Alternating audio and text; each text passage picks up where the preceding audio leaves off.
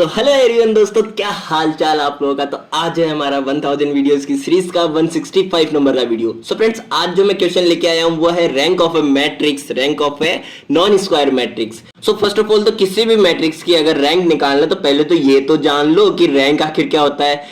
सो rank देखो क्या होता है कि हमारे पास कोई भी मैट्रिक्स है उसमें हाईएस्ट ऑर्डर का जो नॉन जीरो हमारे पास माइनर है उसका हमारा जो ऑर्डर होता है वो क्या होता है, रैंक ऑफ मैट्रिक्स। ओके, अब यहाँ पे पहली चीज तो ये देखो कि जब भी इस तरह की कोई मैट्रिक्स आती है ना जिसमें रिपीटेड हो यहाँ पे सेम डिजिट, तो आप लोगों को क्या लगता है कि यहाँ पे बहुत सारी अपॉर्चुनिटीज है एंड आपको लगने लगता है वो क्वेश्चन बहुत ईजी है।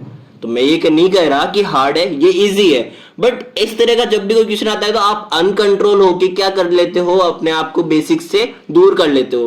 तो यहाँ पे भी मैंने वही बात लिखी है कि कई बार हम ज्यादा अपॉर्चुनिटीज को देखकर सवाल के बेसिक से भटक जाते हैं और इजी से क्वेश्चन भी ज्यादा भाव खाने लग जाता है कि नहीं, कि जो जितना इजी लग रहा था वो उसमें उतना ही ज्यादा टाइम भी जा रहा होता है जितनी एक्चुअल में उसकी औकात भी नहीं होती है। आती है इतनी बात समझ में। अब मैच्योरिटी तो इसमें है कि अगर ये जो बात मैंने कही है ये आपकी लाइफ में सबसे ज्यादा इंपॉर्टेंट है इस क्वेश्चन से भी ज्यादा। ओके, तो यहाँ पे देखो फर्स्ट ऑफ ऑल तो ये चीज कि यहाँ पे रामबाण क्या है। ऐसे क्वेश्चंस में जहां पे वन दिख जाए ना वहां पे मान के चलो कि उस वन से अदर जो एलिमेंट्स है उन एलिमेंट्स को हमें जीरो में कन्वर्ट करना है। कैसे, देखो मैं बताता हूं। जैसा कि मान के चलो मैं R3 में ऑपरेशन लगाना चाह रहा हूं, तो R3 में अगर मैं ऑपरेशन लगाना चाह रहा हूं और R1 की हेल्प से लगाऊंगा तो यहाँ पे R3 minus 5 times of R1 करूंगा कि नहीं करूंगा।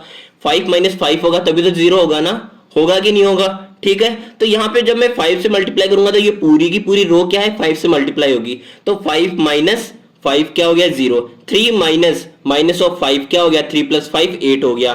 तो यहाँ पे मैंने वही चीज लिख दी है 0 एंड यहाँ पे 8। ठीक है, आती है इतनी बात समझ में। एंड अगेन मैंने क्या किया, 5 मल्टीप्लाई बाई 3 तो किया, तो मेरे पास क्या आया 15। अब माइनस का 15 जो है उसमें 3 ऐड किया तो मेरे पास क्या आ गया है, माइनस का 12 आ गया है। एंड एज इट इज यहाँ पे 11 माइनस 5 मल्टीप्लाई बाई 6 क्या हो जाएगा, माइनस का 19। ओके, तो यहाँ पे मैंने R3 में तो ये ऑपरेशन लगाया एंड R2 में आपको क्या ऑपरेशन लगाना है इसी सीक्वेंस में, इसी मेथड से R2 माइनस R1, 1 माइनस 1 0 हो जाएगा। 3 माइनस में माइनस ऑफ 1 क्या हो जाएगा, 4 हो जाएगा। एज इट इज माइनस 3 क्या हो जाएगा, माइनस 6 हो जाएगा। एंड माइनस 4 माइनस 6 क्या हो जाएगा, माइनस का 10 हो जाएगा।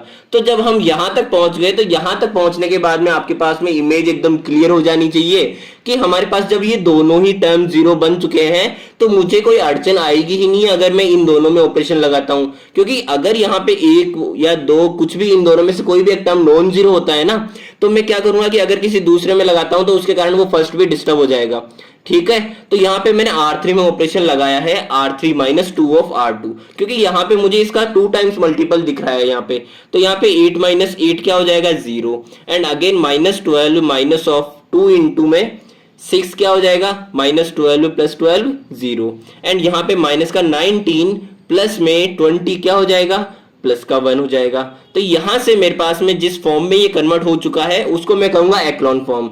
अब आपको अगर पता नहीं है कि एक्लॉन फॉर्म आखिर क्या होती है तो मैं कहूंगा कि आपको टैब से जो मैंने वीडियो दी है उसको क्लिक करके देखना चाहिए। ओके, तो यहां से हम रैंक ऑफ मैट्रिक्स डिटरमाइन कर सकते हैं जो हमारे पास क्या होती है, number of non zero rows in echelon form.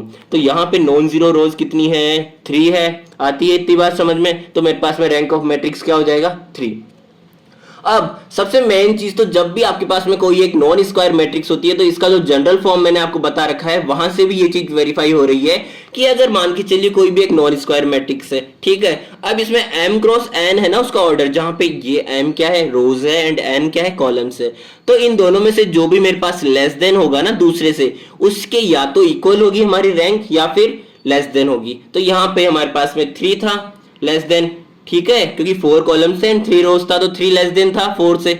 तो यहाँ पे 3 के या तो इक्वल होगी रैंक या फिर लेस देन होगी। तो हमारे पास इक्वल ही हो चुकी है, जो कि रैंक ऑफ मैट्रिक्स कितनी आई है, 3 आई है।